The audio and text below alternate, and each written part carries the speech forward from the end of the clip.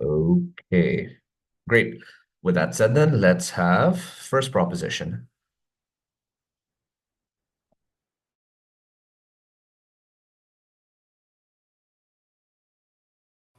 Am I audible and visible? Yes, you're audible and visible. Please clarify your POI preferences before we start. I'll take POS verbally. ठीक है? I'll be starting in 3, 2, 1. Equality is always achieved through equity, and blind equality is not justice, right? What then are the incentives of the actor that we're talking about, right? They are twofold. Number one, the incentives of them as a teacher, and then number two, the incentives of them as a person, as a part of the underprivileged group, right? Number one, as a teacher, note that teaching is a fairly like unrewarding job financially, right? And an unrewarding career, right? And understand that the kinds of people that go into teaching themselves or go into it with the values that they have in terms of like changing the lives of children that they're actually teaching, right? And one can assume by the fear of this motion that they care about this goal to a large extent. That is why they've made this their career, right? So and that is why their career is essentially built on this, right? This means that whichever side then benefits the students the most, then makes the actor most qualified, makes the actor more satisfied in this debate, wins, right?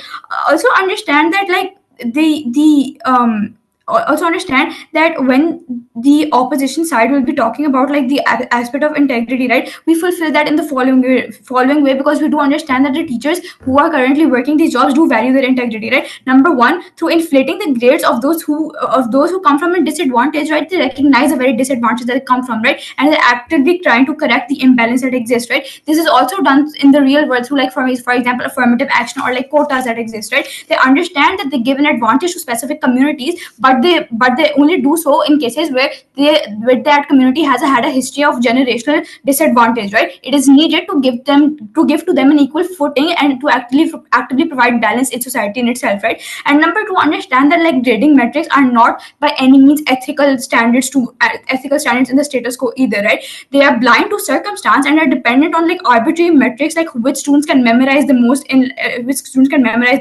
and we understand that they are not proper metrics or a display of real potential, and yet they are used to like grade and decide very very important things in like a student's life, right? So for opt to say that stay for opt to like say that like deviance from these very metrics is unethical, they would have to prove to us as well why these standards in themselves are ethical in the first place, right? So understand secondly the incentives of this teacher as like a person, as a part of that disadvantaged community, right? Understand that like they would have like this sense and like they would owe a sense of responsibility and a duty of care to the people from their own community, right? Because they grew up with that community, that community catered to them and were were like a major part in actually them actually gaining success as like someone who has a career, right? And understand that then this support is not just limited to their own community, right? We believe that they would be able to like empathize with other underprivileged and disadvantaged communities as well, right? Because you can empathize with them and because you can classify your struggle as structurally the same,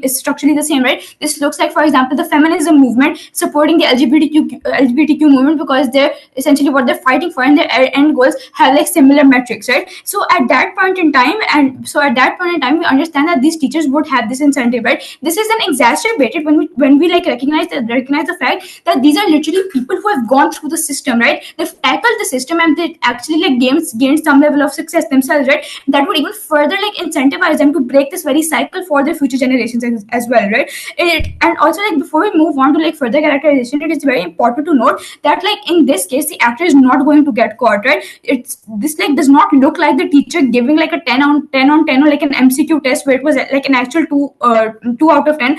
This essentially looks like sort of gray areas, like looks like more subjective areas and justifiable areas, like for example giving like a higher grade on like an essays or like for example class participation, etc. Like for example, like for visualization, if there's a boy that lives in a slum with like a very high crime rate, right, and they cannot commute to school every single day, this looks like that teacher like essentially giving a higher grade in like the attendance sheet because they understand those very reasons, right? Because they understand that very disadvantage, right? What then do these disadvantaged students look like, right? That is also twofold. Number one, on like a financial level and on like on a material deprivation, as we'll talk to you about that.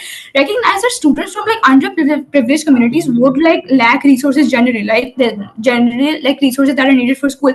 Number one, like supplies, books, stationery, etc. Number two, commute and transport that we're talking about. Number three, home conditions. For example, like the resources like electricity and water are not available in your home. How will you go and do your homework that is needed for your class the next day, right? Number four, like areas and like the generally the population that they live in, the background they're surrounded by. Like if it's a very high crime populated area, it's very difficult to number one come to school, and number two, like even focus on your studies if you're surrounded by that all the time, right? And we understand that like the communities we're talking about in this very debate are like literally this are like the people who are prone to this like on a very large scale, right? It's the lower class, it's the people who are underprivileged, the people who are disadvantaged socially and like generally on like a practical level as well, right?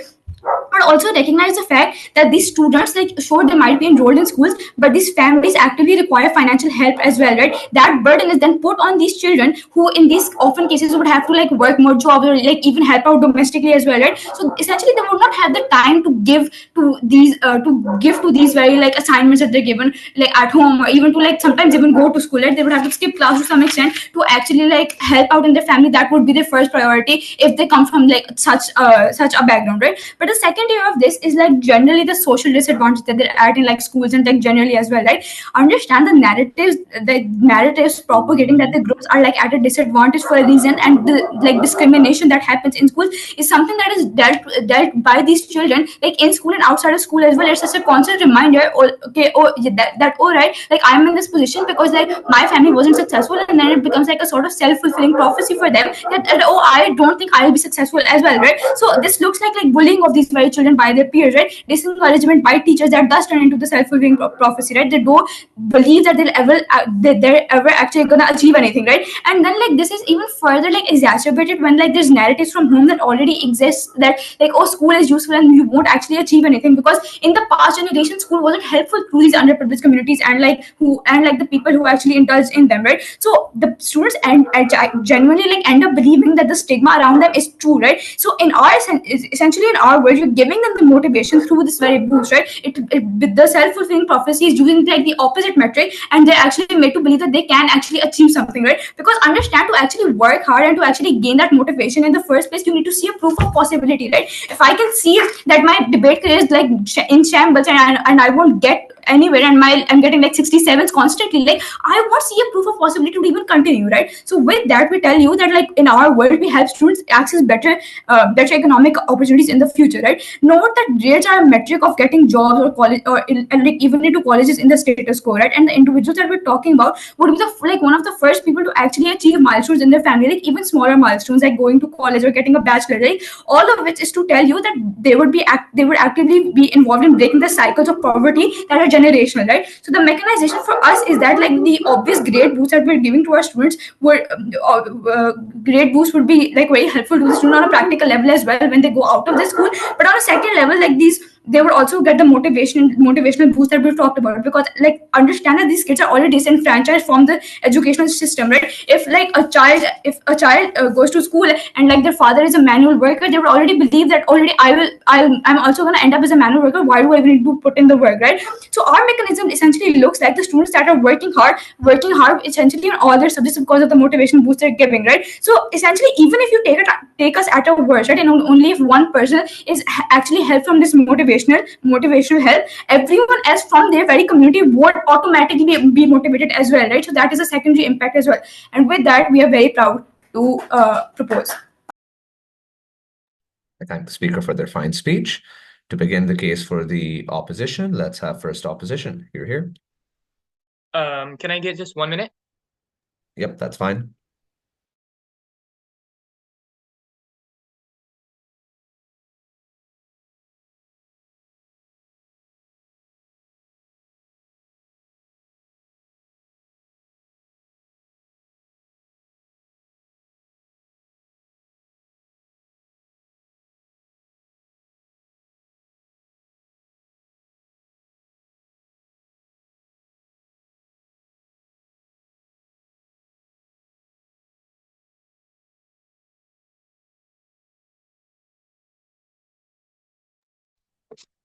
Okay, is everyone ready? Yes, just before you start, BOI preference, please. I'll prefer POIs in the chat box. Great, whenever you're ready. Starting my speech in three, two, one. Judge, understand the hypocrisy of side proposition, right? They come up in here and say that teachers value integrity, yet they propose a model where teachers are destroying that simply by being unfair and are ruining their reputation as mentors in front of the students who value them so much, in front of the students of whom their parents pay the same amount of money as those underprivileged students pay, right? Understand that when they say that we want to what we don't understand is how does providing inflated grades, right, better their generational backing? What sorts of generational backing are you even talking about as to why you would want to inflate their grades? We have no clue about that. Understand that by their mechanism, what we could say is that would a black lawyer go on and support a black criminal by sabotaging his white client simply because of that criminal's generational backing, or that because that criminal is being discriminated against because he's black? Understand that when they talk about attendance sheets and class participation, how is that exclusively limited to these underprivileged groups? Why can't a white boy, why can't someone who has problems at home, regardless of whether they're underprivileged, why can't they face those same consequences? Are on their side of the house, are they providing them with the same inflated grades? We have no mechanization on that. How are you going to treat that inequality? We have no mechanization on that. Understand that when they talk about communities with high crime rates, many white Pointer. people live in same communities. Please sit down, man. Many white people live in communities where black people exist in a majority, right? Many communities are those in which white people are a minority and have to suffer from high crime rates. What would you do for that? However, white people aren't considered as aren't considered as underprivileged groups, right? So what would you do for those people? Then furthermore, understand that like when they talk about what side proposition's entire case isn't about underprivileged groups. They're basically telling you that we're going to be providing relief, we're going to be providing you inflated grades for every singular person that is dealing with issues that is affecting or hindering their studies. And for that purpose, we completely agree. Yeah, as long as you're providing equality, we feel that is completely fine. As long as every single individual within that class is out there that is out there and facing your issues, like for example general backing, or for example high crime rates, yeah, go on ahead. But the motion clearly states people from their own underprivileged groups. Furthermore, understand you're not giving them motivation, you're giving them delusions, right? You're giving them an easy way out. If I'm getting constant 67s and my own mentor gives me 72, and I go on at a good event and I get a 67 there, of course I'm going to be more heartbroken, right? Of course I'm going to feel that my mentor lied to me.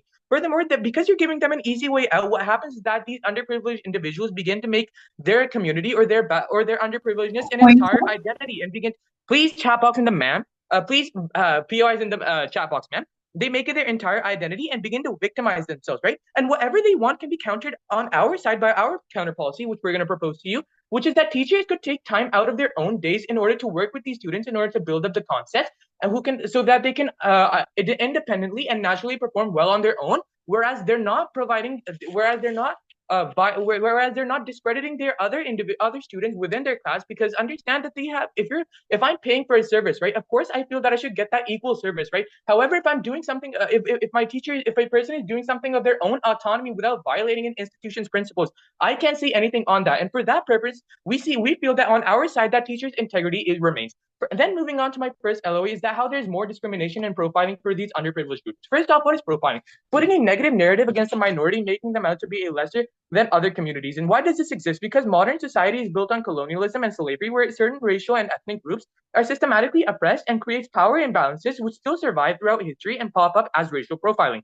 These exist through institutional and systematic racism, where law enforcement institutions have long-standing practices which leads to disproportionately affecting these minorities. And because of that, individuals from these underprivileged groups have to be affected on this by, for example, their livelihood, how they're treated, and their opportunities, because they have a lesser representation, because they overall have because they have less employment, etc., etc. Now, how does this increase due to the motion, right? Catering both stakeholders of students and teachers. First, about students, understand that when these students and parents and institutes realize that, hey, the student is performing bad, however, in this singular subject in which that student's teacher is from the same underprivileged students group, he's performing good. What happens is that, first of all, that student is going to be seen lesser by his batchmates. He's going to be seen as someone that is taking favors. He's going to be seen someone that has to be dependent upon that unfairness. And then when people begin to find out about your motive, that why you're doing it, remember that they're going to relate you to their community. They're going to see XYZ person belongs to XYZ community. And because of XYZ person practicing this XYZ community also practices this, which means the community that you're trying to boost, the community that you're trying to represent further, what happens now is that that society begins to turn on that community itself. And furthermore, because that community recognizes that, hey, our position has now further been worsened by this teacher, what they do is they turn on you, which means the effect you're trying to have, that positive effect, actually turns into an adverse effect because of that high risk that you're trying to go for. Furthermore, understand in terms of uni admissions, as they say, what happens is that because that person, individual, or that student begins to focus upon trying to leverage or trying to exploit his identity, what happens is because in these institutions, you haven't learned that hard work. The gap within your studies is too much simply because you don't know how to naturally adapt on their side of the house. You don't know what to do on hard work because you're reliant on your teacher, on your ex-teachers. What happens is that when there's too much pressure on their studies, they come clean and confess to their families, and they say, hey, my teacher helped me cheat, and that is why I got into this institution, and now I can't focus on my studies. Now, what happens furthermore is, understand, when they apply and these unis find out that, hey, this institution has a, or this teacher, this student was taught by this teacher, and he has a background of the, and this teacher has a background of inflating grades. What happens is that individuals, regardless of whether they cheated or not, or whether they had that help, are gonna be discredited. Their portfolios are also gonna be ruined, regardless of whether they had that same help or not, simply because of the basis that they were in the same class. Furthermore, understand that the college reputation is further ruined simply because society is now gonna point fingers, gonna say, hey, you can't bring another person from that same underprivileged community when you're firing that person because he's cheating, right? What means that means is not only is that teacher not gonna get jobs in newer institutions. However, someone from an underprivileged community that could have replaced that teacher won't get that job either, simply because of the fact that they're all considered the same type of people, as I've told you how a single individual represents their communities in these forms of cases, right? Then, moving on to my second line of argument as to how this affects the teacher directly and their job security. Understand, by doing this, and by how do these students first find out, which is an answer to their initial thing talking about as to how these teachers can be found out. Understand that students often communicate and cross-check with each other. They see who's lazy, who's active, and when they see that, like I said, these students are not performing in other subjects, yet it seems very oddly suspicious that in the singular class where this person is from the same community, he's getting the same he's getting better grades than us. And because of that, what happens is that because you're gonna have that burden from your parents that, hey, why are you not performing as good? They're gonna say that, hey, my teacher is being unfair to me and he's giving better grades to other students. What happens is now you're gonna have burdens from your parents and burdens from your parents, and you're gonna be your teacher. And that what's gonna happen is because that parent is now gonna consult management. That management is gonna be carrying out an investigation, and what that means is now that investigation is of course gonna be against that teacher simply because of the fact as to how many parents are pushing that teacher, how many parents are pushing that narrative that that teacher is creating an unfair bias, and of course because the main source of revenue for this institution is their and main source of revenue for these institutions and main source of reputation for these institutions is the number of students they have enrolled. They're going to much more likely prioritize their institution's reputation and earnings rather than that singular individual. Now, what happens by doing this and possibly getting caught? And first of all, your institution, of course, like I said, values their reputation and earning. They would push that teacher out of the job because it's going to take much more longer for reputation to come back rather than another teacher. And because that reputation is ruined, no other institution is going to give you that employment because you don't have the economic financial burden because they themselves have that generational backing. And secondly, because the teacher employment opportunities don't pay that much. What happens is now you're gonna have that economic burden. You can't support your family, right? You've messed up your students, regardless of whether they're underprivileged or whether they're not underprivileged. You've messed up their future. You've ruined your institution's reputation, and society also sees you as a cheater, someone that doesn't deserve the respect that you would be getting on our side of the house. For all of these reasons, so proud to oppose. Thank you. I now invite the second speaker from the proposition to continue their case. Can I just get like 30 seconds to set up?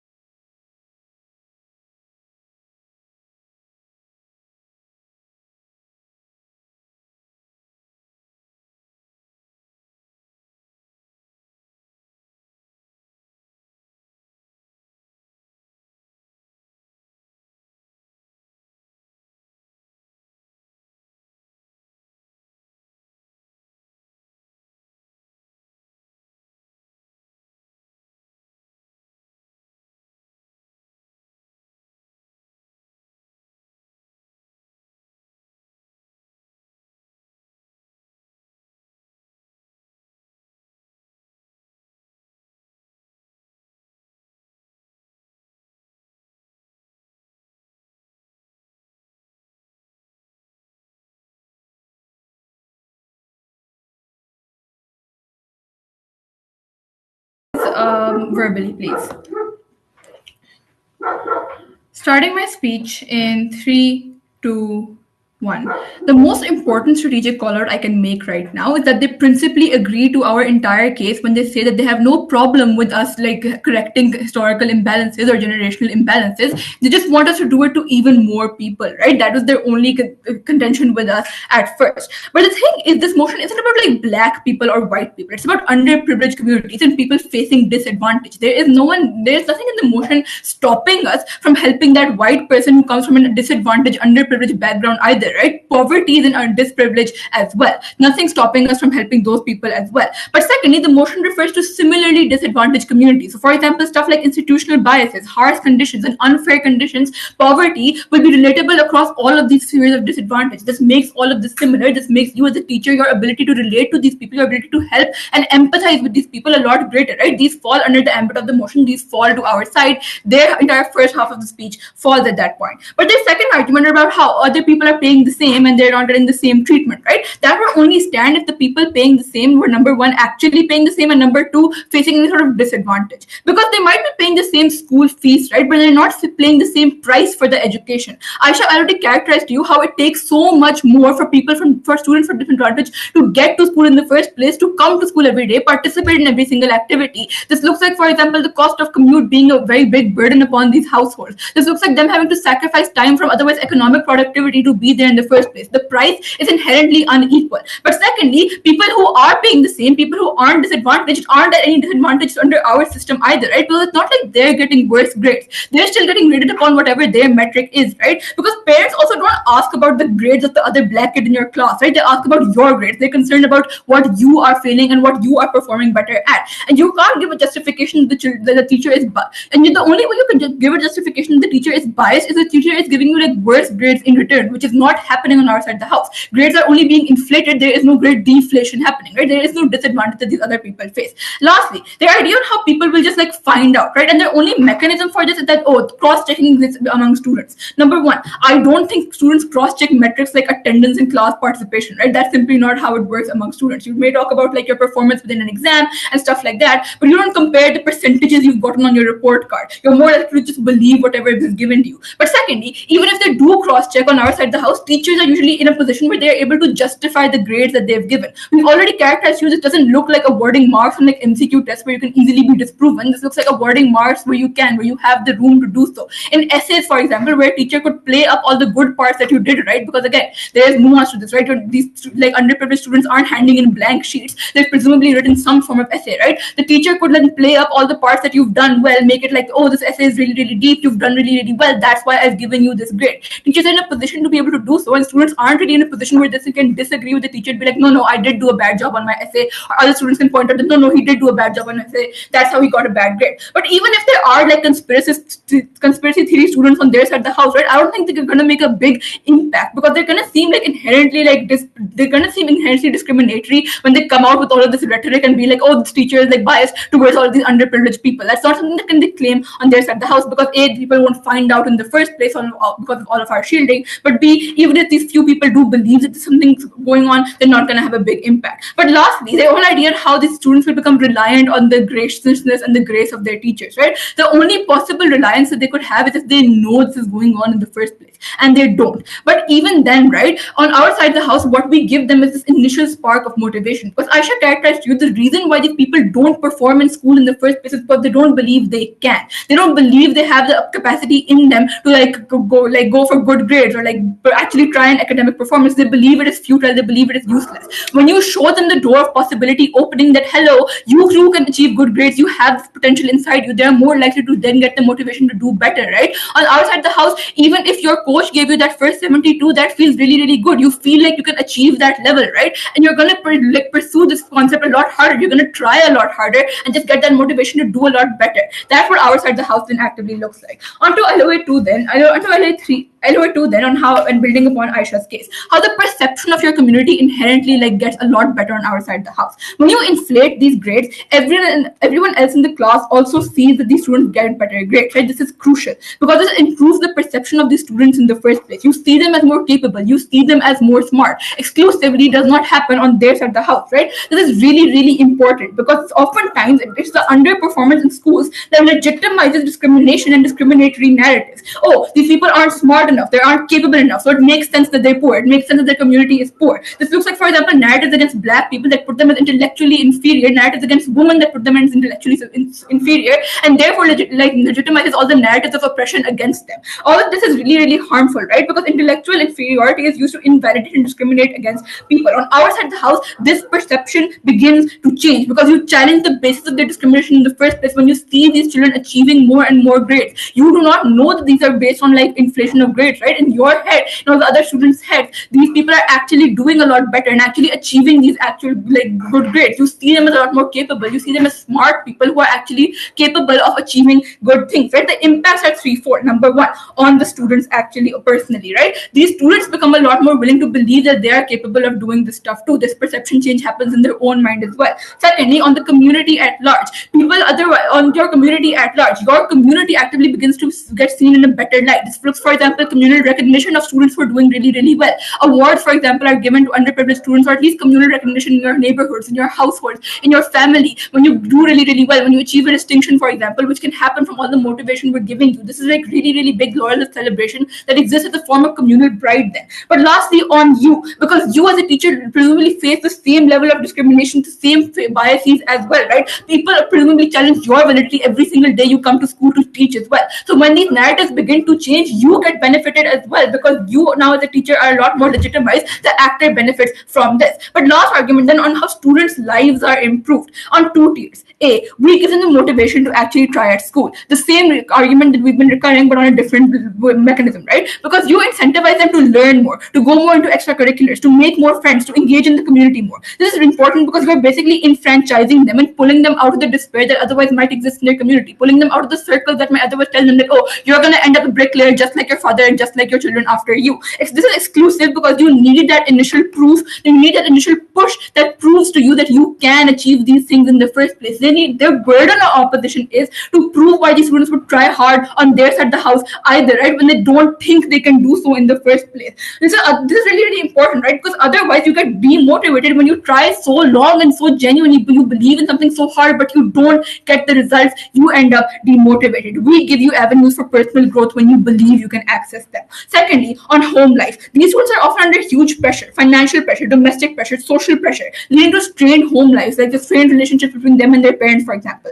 We fix this because students go home with good grades. Parents see this, they become happier, they become a lot more hopeful. This relieves academic pressure on the students, and you get that otherwise rare feeling that your parents are proud of you. They're proud of you for achieving something. This is really, really good because family connections are often very, very important in the absence of overarching societal connections that these underprivileged groups might face, right? This looks like, for example, black feminists highlighting the role of families in black community because they are a close-knit community when they are disprivileged, right? Again, why would the actor care about this? Because they've put themselves in a position where they uniquely care about the lives of these children very, very much. The side that benefits all these children is the side that takes this debate, gives this debate a side proposition.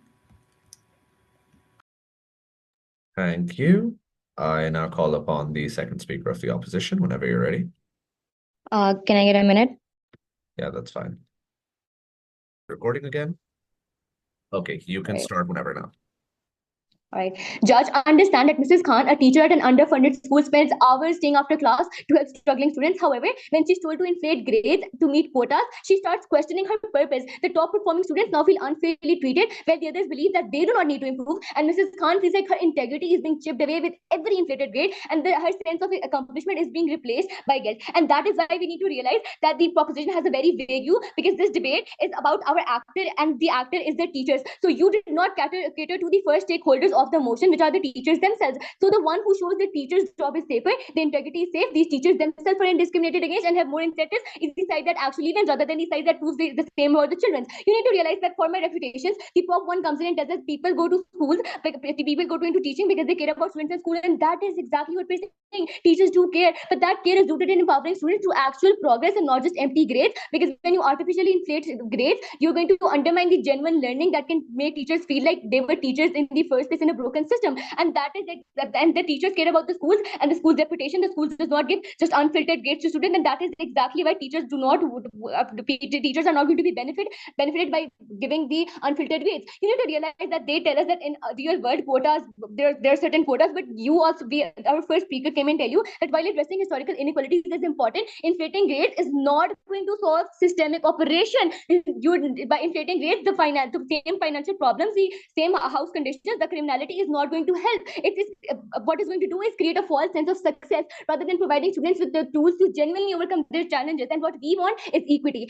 Teachers owe a sense of responsibility to the community they grew up in, according to the side proposition. But you need to realize that when a teacher from a challenged background herself is going to be told that you need to give higher grades to the people from your same community, they're going to feel inferior. That see, we're from this specific background, so there's a stereotype around us that we need extra help. So I need to give extra help to people of my community, and that is what they're doing, because they're on their side of the house they're going to be more stereotyped, because they're telling everyone that these people are not qualified enough to work on their own.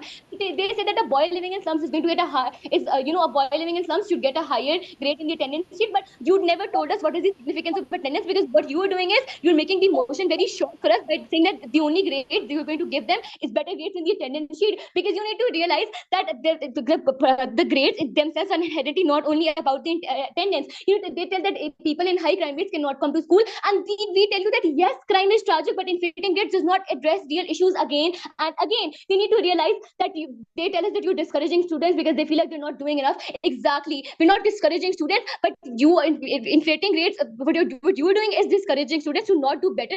We're asking them to do better, and we're asking them to improve. You also need to realize that when Rida came, she clearly said that the motion is not about black and white people, but the motion itself says that people we're going to talk about extra grades are going to be given to people similarly dischallenged, like the ones in like dischallenged ones in racial and ethnic minority. That is a major contradiction, because you want to give it to people who are underprivileged. You want to give it to all people which are underprivileged, and that is exactly what she said to the POI. And because what about someone who wasn't told about the exam one day before, but now they do not have the privilege that people that did know about the exam have? Are you going to give them a better grade too? Because you have given us whatsoever no metric aside from if they come from if they come from a crime-based family, a crime-based situation around them. And you also need to tell us that if two students have the same essays and they get different grades, obviously they're going to question the system. And they tell us that parents are not going to question other students' grade. Obviously parents are going to do that, because when you live in a typical household, parents are going to ask you every day what grades did you get and compare you with the best student in your class. And if the best student in your class is someone who did not deserve their case in the first place, then the parents are going to tell you to work hard, but you work hard and never get the same fruit that you deserve to. And they tell that your community is going to be recognized better. No, your community is not. You're not going to get communal pride just because you're getting an extra incentive that you have done nothing to deserve for. While the proposition may claim that grade inflation provides short-term benefits, the teachers in opposition state would argue that these benefits are illusionary. Inflated grades do not build the foundation for sustainable academic growth or student development or for the teachers' benefits. Teacher benefits far more from maintaining their integrity in grading, which upholds the value of hard work and honest academic process. And by setting up clear expectations and ensuring that students earn their grades through effort and achievement, teachers from disadvantaged backgrounds can act as a role model regardless, teaching resilience, perseverance, and accountability. That how even if they were not treated with as much respect as other students, they're still a teacher in the first place, and that means that they did work hard. And what we said is that you have more discrimination on your side, because every disprivileged student is going to have a label on their head that yes, they get this benefit because they're disprivileged. Now coming on to my line of arguments, I'll tell you why the teacher, what benefits does the teacher get and what harms is going to happen to teacher in their side of the world. Because teachers have a moral obligation to uphold academic integrity. Inflating grades undermines this very duty, because teachers are entrusted with the responsibility to maintain fairness and transparency in education, and grade inflation is going to compromise this very trust and suggest that students can be rewarded without putting in the work. Because when a teacher inflates grades, it becomes difficult for them to justify the value of education to their students, and then the teacher puts so much effort in making the assessments, making the exam, all of that effort is going to be wasted because teachers cannot monitor students accordingly. You need to realize that grade inflation shifts the teachers' focus from helping students to develop their skills to just become a puppet, because teaching is the process of telling knowledge and skills, and the grade assigned to students would reflect the mastery of that knowledge, and that would tell us how good that teacher is. And we cannot evaluate that teacher, and that teacher's self-worth is going to decrease because no one knows how she teaches. Everyone judges on the basis of, oh, she gave me a nice grade 2 and you are nice grade 2. Teachers may feel pressure to reward minimal effort with high grades that will ruin their own mental health, because this is mentally wrong. This is morally wrong, because teachers are going into teaching, like the first speaker said, because they want the students' betterness. Now you need to realize that students are perceptive. If they receive grades that they know that they haven't earned, they may start doubting their actual abilities. They're not going to feel proud of their accomplishments. That the students which are attached to their teachers are going to feel bad that their teachers gave someone else a better grade, and those students are going to, and that is going to erode the trust between the teacher and students are going to question, and other people like the colleagues, like the parents, are going to question the teacher's sincerity and expectations. And when the student's self-worth is going to decrease, when they're going to get an identity crisis, because they never worked hard for what they're getting, so they're going to get into more and more issues. And when the teacher sees those students going through those issues, they're going to feel a moral value of guilt that all humans do. And teachers on our side, as I said, they're going to feel like they're being pushed to participate in a system that prioritizes appearances over actual learning. And teachers from unprivileged background, like they talked and like we talked about, understand the value of hard work process, then they would want to promote a fair reward for genuine effort. And we gave you the mechanization as to exactly why, because they want to set up a good role model. And you need to realize that this is not what they're saying is not only undermines the authority, but sets up a bad example and reputation of the teachers worldwide, and even the educational institutions worldwide. And teachers are going to conform to unrealistic standards set by the authorities. And teachers own educational qualification is going to be targeted, because you said that teachers from diversified backgrounds are already targeted. So aren't they going to be targeted more, because other people are going to target them on why did you not give our white kid a better grade if you're giving that black kid a better grade too? You need to realize that teachers who inflate grades are going to teach students manipulation, and in return going to harm themselves as well, because inflating grades can inadvertently teach students that manipulating the system is more effective than actually doing the work. They do not want to work on themselves, and teachers know the first-hand disadvantages that the students are and themselves are going to face, and that is exactly why they will not be happy on their side of the house. Because, as I said, teachers from underprivileged backgrounds have gone through it themselves, and they know the specialities of these. You need to realize that teachers are going to face a loss of trust and credibility. They might even get sued by the parents or kicked out by the institution, because they're not giving students the development that they had to. You need to realize that teachers rely on the trust of their students, parents, and the wider educational community. And inflating grades could cause teachers to lose their credibility, to cause the parents can, as I said, the parents can sue the teachers. So this erodes the teacher-student relationship in itself, and undermines the teacher's authority in the classroom, because the students know that whatever is going to happen, the teacher is still going to give them a better grade. And by whatever, I mean whatever, because when you do not know what student is lying about coming from a crime-based household, because you are in your never given policy never mentioned that there's going to be an entire profiling of which students come from which sort of household, and which student is lying and which one is not. I need to realize this is going to decrease the job satisfaction in teachers, because they're going to become puppets with low morals. This is going to decrease the respect for teachers, because they're not going to be valued. And you're not fixing the grassroots level issue. What you're talking about, that they come from crime-based households, they do this, they do that. That is the grassroots level issue. And there needs to be an inspiration for people going through these grassroots level issues, that someone who went through the same issues as them is still acting as a role model. And as I also mentioned, You're teachers very cannot help. over time. Please wrap up. All right. Okay, I have an issue with this. My debate is ended, but your screen was not showing to me half of the time, so I did not know what time I'm going to. It just vanished. Apologies. This is why it would be useful to time yourself rather than relying on what's available on the Zoom. But thank you very much. In the chat box. Whenever you're ready. Okay. I'll be starting my speech in 3, 2, 1. We think that we win this debate insofar as side opposition comes up here and they heavily mischaracterize whatever we say. They come up here and say that, oh no, teachers will not want to do this in the first place, but then they'll spend all their time helping these students and then they'll be burdened in the first place. We tell you that we've actually told you that teachers want to do this in the first place. They are taking this decision in the first place. Whatever you're saying completely falls apart at that point, considering that the motion clearly states that that the teacher is willing to help them in the first place. But then, talking about some few key points of rebuttal, we tell you that these similarly disadvantaged people actually look like people who have faced structural bias in the first place and are at a very systematic disadvantage, for example, facing poverty and racism in the first place. Considering these people come from a very disadvantaged background, they are unable to get all of the proper things that these people compared to them have. They are unable to get the resources. For example, they aren't rich enough to afford tutors for them. They aren't rich enough to get to these classes properly. They have to take public transport in the first place, which can be severely delayed. But then, talking about three main clashes within this debate. Our first main clash within this debate, which we believe is very, very important, is whether or not the students will know if the teacher is changing their grade in the first place. Opposition comes up here and believes, they give us a very narrow-minded type of case. They tell us that they will know, considering that they'll cross-check their answers with other people. In response to this, we tell you in first speaker that it will only take place in the subjective areas, for example, in attendance. We gave you the example of a person coming from slums and they will not be able to get attendance properly. But then they can actually get it in areas, for example, in an essay, they'll be able to justify whatever grade they've given and highlighting parts where the student actually done better in. But then it actually subjective measures that we've given you, everyone, it is the point that everyone does not get the exact same grade. In an essay, everyone will not write the exact same thing, considering that you have very different point of views. But then it is very hard to then compare what other students have then written to what you have written in the first place, and that will actually let these teachers be able to justify their own standpoint. But then these disadvantaged students will not just become these high achievers. Will not just become high achievers in the first place.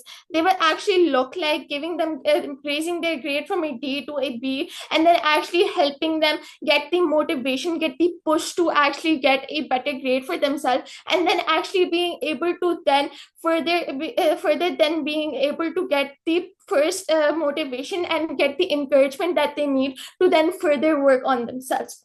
But then the second clash within this debate of where is the student then actually better off. We tell you that this actually lets the students, this simple one little first push actually lets the students do other things like extracurriculars and lets them focus on other parts of their studies, and will actually destroy the narrative that they've been fed through from their family, from their friends, and from these other people within their school, that this minority is unable to perform well and they'll just follow in the same footsteps their father has done or their other generations have done. But then it actually breaks that generational cycle, and then you have economic development for the student in the long term. Considering if you're giving that first push, then they're able to focus on bettering themselves, and they can actually get into a very good university at that point. They then will be able to further on get better jobs for themselves, and then be able to get a better economic standpoint for themselves.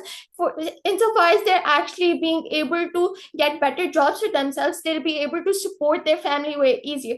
They'll be able to break that sort of cycle that we've proved to you that happens. But then on opposition side, they tell us that no, you'll actually be making the student a lot more lazy, and you'll actually be deluding them into a false sense, and they'll actually just turn in whatever work they want, and they'll just get the exact same grade, and the teacher will just help them. We believe that insofar as we're telling you that you won't just make them high achievers in a span of a second, and you won't just actually do something that lets the students and your career be actually then compromised, considering that you'll just inflate it at a very lesser point. But then our third clash within this debate, which is about how unfairness and equity. Tell you on proposition side, we actually make up for the gap that these people face. For example, in the gaps of resources, like having two jobs or having to commute every day and they do not have the proper time to do everything. Then we also prove to you that these people are actually socially disprivileged. Then they have disencouragement from their self, and they believe in the narrative that they won't be able to do anything. Then the impacts of these actually look like us telling you that these people are unable to then actually do things for themselves, considering that they do not have the proper resources. Then insofar as these people do not have proper resources, this actually would help them make up for that gap in resources that they do not have, and actually helps change the perception of the minority itself, which is a point that they completely unengage with. But then, talking about what opposition has said, they tell us that no, it will be unfair to other students since they also pay for school, and we should just give it to other people as well who are also disenfranchised or also at a disadvantage. Believe that you are actively conceding to the case that we give you. On first speaker opposition, they tell us that sure, just do it for everyone else too. And we believe that we're just doing it for everyone who is then disadvantaged. But then, where should you weigh this argument more highly? At a point in time, we prove to you and we are able to tell you that it is better for the minority itself, it is better for the perception of the minority, and it is better for the student and the teacher itself. We cater to all of these stakeholders within our points there. But then we also tell you that this actually lets the challenge that they face and covers that entire gap they face, inherently making it better for the student and then helping the teacher itself, considering that we've told you that the entire point of having a career in teaching is that you help the student in the first place, and that you want to go in with the values and you want to actually change the lives of students themselves. So then if you're changing the lives of students by then just inflating your grade by a little bit and actually giving them the motivation to continue to do much better work for themselves, to build a then career for themselves, which the teacher has actually gone through in the past, they have seen the challenges that they face, and they do not want to let that student face the same challenges, and to actually help them get a further on better self for them. But then this actually helps the minority itself too, considering that then they will be seen as much more capable and smart people, which is a point they leave completely unengaged.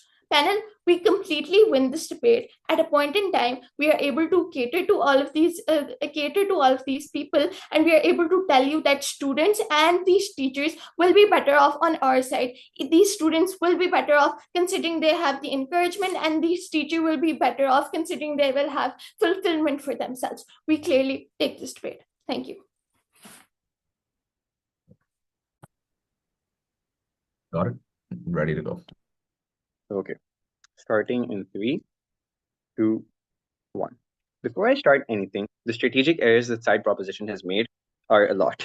Firstly, the majority of their argumentation relies on the fact that students need these artificially inflated grades and how it's better for students. And the only link they provide is that students being happier makes teachers happy too, because teachers went into the profession to have the betterment of life for these students. That is, the utility of these teachers is the metric that this debate should be judged upon according to them. And we win on this metric just because we're providing them with their job security. We're providing them with we're providing you with like less racial profiling on our side of the house. We told you how there's more profiling on their side of the house. We're providing you with less mental health issues on our side of the house of these teachers when they're not foregoing their own integrity and their own morals. Secondly, they completely forget that teachers are humans and their main incentives are not someone else's success. Their main incentive is to make sure that their own life is easy. Their main incentive is to make sure that they can live, that they have a paycheck to live on, that they can have food, that they can have shelter and water. And all of those harms are unlocked on side proposition's house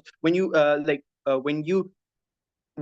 these teachers, when these teachers would like artificially inflate these students' grades, leading to these teachers being caught when we like provided substantial evidence that would happen in our first and second speeches. Thirdly, the characterization about grades They tell you that these grades aren't like exam grades. They're only like subjective grades like attendance or SE. Firstly, attendance is not a subjective grade. And secondly, I don't understand how attendance that they're all bringing up again and again is such an important vital role. Your attendance does not really go to your universities on your applications. Your attendance does not get you into uni admissions. It does not get you any scholarships. It's easier to buy your characterization. It's easier to buy the characterization when you're talking about exam grades, because those are the ones you go to uni.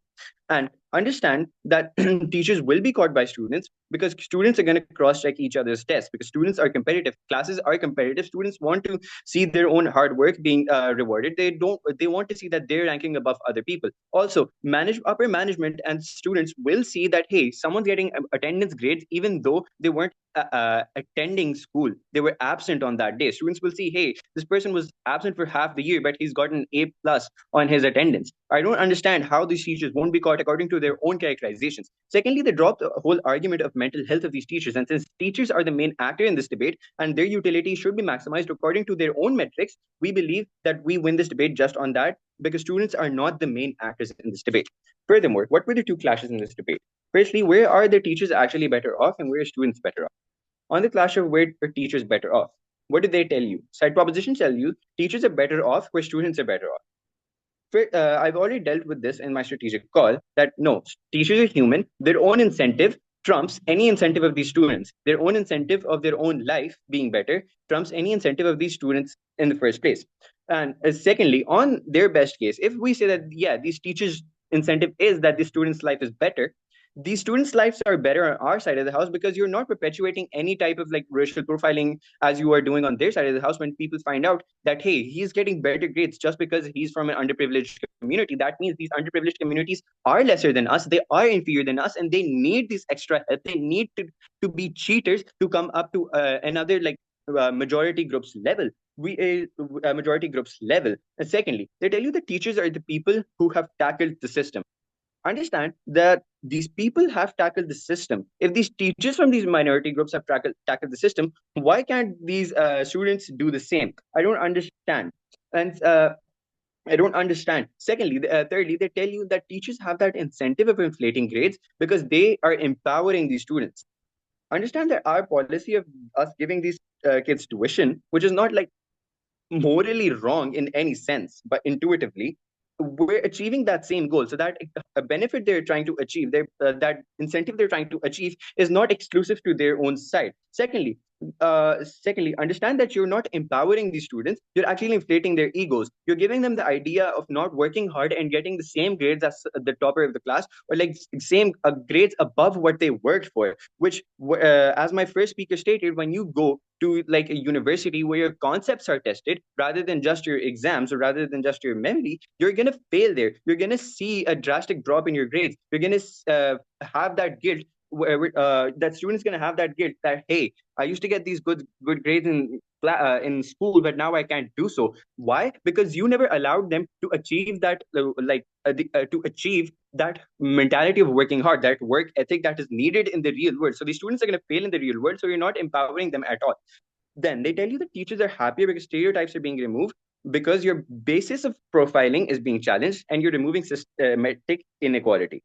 No, because you're perpetuating that same inequality, same stereotypes on your side of the house. You're feeding into your characterization of these narratives. You're feeding into our characterization of these narratives of racial profiling, because the basis of profiling, we tell you, is that these people who structurally oppressed, they were seen as lessers because they were the ones conquered and colonized. So the basis of profiling is challenged better on our side of the house, because the integrity of that teacher remains, the integrity of these students remains, to not be like dependent on the bias of their teacher, to not be dependent on the moral holes of their teacher, to not be dependent on their own race or on their own like on the sympathy of other people, but rather to be dependent on themselves, on their own work ethic. So we believe you actually empathize with these students better on our side of the house. These teachers can empathize better on with these students on our side of the house, because these teachers are people who tackle the system according to them, and they can teach these students how to do the same without needing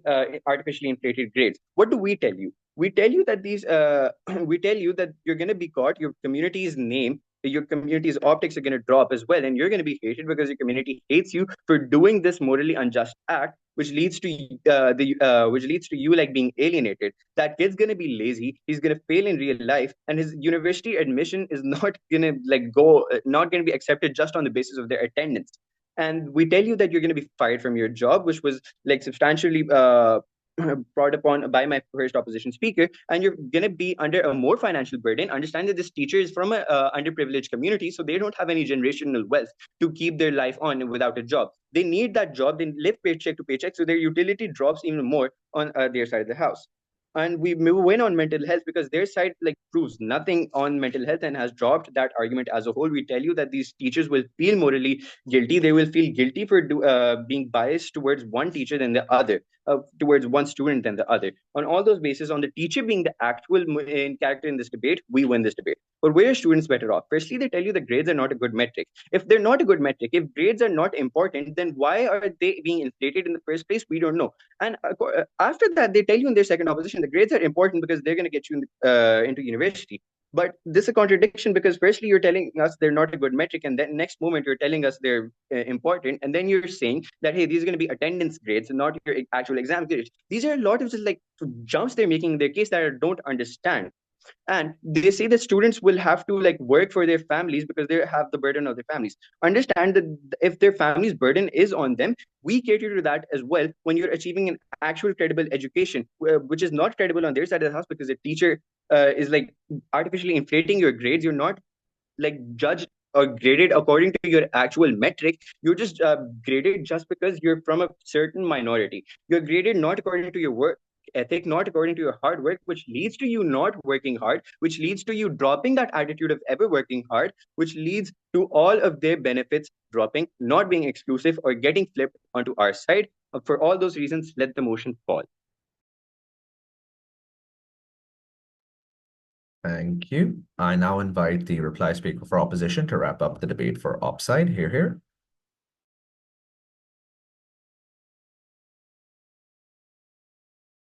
All right, just a second. I recommend timing yourself as well if you have issues with the on-screen timer. I will.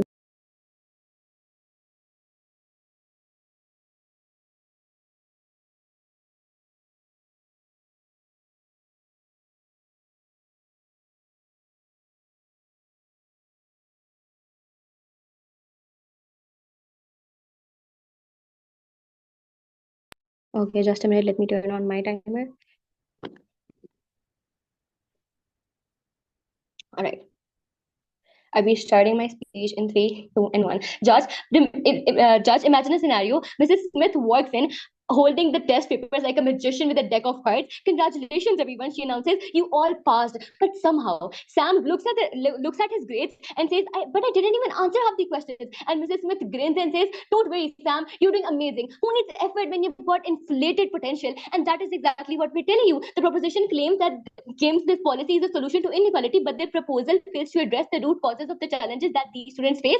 Let's clarify a fundamental flaw in their argument. Inflating grades does not solve the systemic issues of the inequality. That is what we exactly proved you. While the proposition argues that disadvantaged students face obstacles such as poverty, lack of resources, crime, giving them a higher grade does not address these challenges. But what it does instead, according to what we told you, is mask the problem. This is like putting a band-aid on a wound that requires stitches, because the real issue is that these students lack all these resources, but the proposition's policy does nothing to fix that. It only provides a false sense of success to those students and leaves them unprepared for the real world challenges ahead, because they're not going to be selected on the basis of unfiltered and inflated grades in their workplaces. And then now let's talk about attendance, which is the proposition's claim is a reason to inflate the grades for students who struggle to attend school regularity. The proposition suggests that by artificially boosting grades for these students, we are compensating for the lack of attendance due to external factors such as poverty or crime. However, this is another misguided approach as pointed out by proposition, because by inflating grades based on attendance, we're not helping students overcome the real issues that cause their absences. Instead, in fact, this policy might discourage schools and communities from addressing the root causes of absenteeism, such as lack of transport, like they mentioned themselves. And what you're doing is you're giving every student an excuse to use that they are coming from a disprivileged household, because you don't tell us what's the mechanism to how everything's going to be so perfect perfect on your side, that you know exactly what problem every student is going through. And the proposition also argues that inflated grades will help the disadvantaged students secure better jobs in future, because this is simply not the case. In the real world, employers care about skills and knowledge and capabilities, and not just inflated credentials. And especially when those students have a label on their head that I got an inflated credential, people do not want others who got their success without doing anything to deserve it. As soon as those students enter the workforce, they will face the harsh reality that their abilities are what that matters, not a grade on paper. The proposition's approach of artificially boosting grades does nothing to prepare students for their skill based on the demands of modern industries, and that is exactly what we told you. And furthermore, let's consider the wider educational impact that we told you. Inflating grades creates false inequality in the classroom. This does not help students to overcome disadvantages. It perpetuates a culture of mediocrity, like my third speaker told you. And when everyone gets a higher grade, regardless of their actual performance, students who genuinely worked hard and improve, they feel devalued. The opposition argues, on the other hand, for real solutions to inequality, increased access to resources of, like we mentioned. There are many other things that you could do rather than just inflating grades, because what you are doing is not dealing with the grassroots issue. We believe that education should be about leveling the playing field, but not through shortcuts like grade inflation. Like my first speaker mentioned, there could be tuitions, there could be already existing things like extra classes. And finally, we need to ask ourselves, what message are we sending when we inflate grades? Because the proposition claims it boosts morale, but it discredits the true value of education, because students need to be motivated by genuine achievement and not just by false incentives. And these false incentives are not going to help the teachers themselves, that we prove to you on our side, are going to be happier, are going to be more fulfilled, are going to feel more fulfillment in their jobs, are not going to be forced to be puppets, are going to have a more higher moral value, are going to be better on practical grounds, because their debate never ran on practical grounds ever. And in conclusion, the proposition offers us a misguided solution that undermines both the integrity of our education system and the teachers. And we as the opposition stand firm in our belief that we must provide students with real support and not false grades, and we must provide teachers and we must let the integrity of the teachers remain. And for that, let the motion stand. Thank you. And now to wrap up the debate for side proposition and as a whole, I call on prop reply. Here. Am I visible and audible? Yep. Great. Starting my speech in 3, 2, 1. Somewhere along op bench, they realize they have to solve something. And then there's been this grand narrative of how we're going to solve structural issues on their side of the house without providing us any sort of mechanization as to why, right? Opposition has no counterfactual of benefit. The problem then becomes, to win this debate, then their harms need to be certain. They are not. Every single opposition harm is contingent on knowledge, right? If I take this down, which we've consistently been doing, every single one of their arguments automatically becomes speculative at best and non-standing at worst. But why won't this knowledge happen, right? Because number one, you are turning these underprivileged people into the highest achievers, right? You're bumping their grades, sure, but only from this doesn't look like turning them into the highest achiever in the class. You're maybe taking them from a B to a D, from a C to an A, stuff like that, right? And nobody's invested in these short-term changes, like these short changes in the students of their class, right? Nobody's comparing themselves to them in the first place. There's nothing suspicious for you to flag. So that takes down their point of comparison. But secondly, teachers can justify it better, right? Our entire mechanism of how, if you take an essay to a teacher, she'll probably be able to justify why she gave that grade. Teachers are mentally prepared for this. A teacher on our side of the house is mentally prepared for this as well. You can play up certain aspects of the word, such as phrasing, such as meanings behind it, and give that grade and justify it through that, right? But also, mechanisms like attendance absolutely do play into your exam grades as well. It looks like, for example, 20% of your grade being based on stuff like attendance or class tests or class participation and stuff like that. And all of that is subjective stuff the teacher can boost up, because it's never really revealed to the students on the report card as an objective measure either. It's just revealed as a percentage. And so teacher can then automatically bump that up as well, right? But lastly, even if on our worst case, there's still a few complaints about it, it's very easy on our side to dismiss them as racist or dismiss them as discriminatory on our side of the house. They never deal with this, right? At the end of this means that all of the other op case automatically becomes speculative and has to be then weighed less, right? But onto their other case. Number one, they said that, your integrity and morals will be compromised when you're doing all of this, right? And their only mechanism for this is you're being unfair and the decisions are maybe forced upon you. These decisions are not forced upon you, right? You are the one taking them as a teacher. So the whole idea about how you're being told to do certain things falls entirely, right? But also, you're not going to feel guilt on our side of the house either, because number one, we tell you this is a principle of equity that's been followed in society overall. There's so many other examples of this, stuff like affirmative affirmative action, for example. But secondly, on our side, you fulfill your obligation to your society, to the community that raised you, and similarly disadvantaged people. You feel a special sort of empathy for them, and to you, it is worth it then to do this for the lives of the students that are there, right? They said that, oh, the teacher's life needs to be improved, but they never provide a mechanism as to how, except that she has her job. But insofar as she does have that job, right, the teacher does have this job, what then provides them that happiness? I think then it is the seeing their students succeed, seeing their students happy, seeing this, especially the disadvantaged students happy, and we get that more on our side of the house, right? All the happiness that they have, even on their best case, is just a teacher having a job. You know the risk, but you do it anyway because it is worth it to you. It is a worthy cause to you because you see the students as disadvantaged and you want to help out. That is what we're saying to you. The comparative of tuition is hard to buy into, right? Because they never prove the likelihood of this. According to our characterization, which is never challenged, we tell you these students are automatically just disenfranchised from the education system as a whole. They don't want to participate in it. Why would they want to take your extra classes or tuition, right? You need to then prove the likelihood of that comparative. But lastly, the idea on how students will get reliant, right? Because on the other side, what we tell you is that when the student gets a good grade, they aren't likely to be like, wow, I got a good grade, what a good solution, right? You are likely to then figure out why you got the good grade in the first place, because it's a measure you want to replicate. You analyze that work, you bring it up to your teacher, and you figure out what you did right. You work on that better. That is what our side of the house actually looks like. Motivation exists. But our case then it still stands. We told you that failure. But when you have previous characterization of how constant failure and constant disadvantage disenfranchises these students from the education system as a whole, you need to re-enfranchise them. You need to do this with the possibility of success. Secondly, on motivation leading to economic benefit, right? It certainly helps you succeed in the system. The status quo isn't getting any better either, right? Where the status quo is where they're considered dumb. But lastly, on the perception of your community, bettering discrimination and how your family life, which is still unengaged by their side, completely still stands. Insofar as proposition benefits stand and opposition's harms do not, give this debate a side proposition.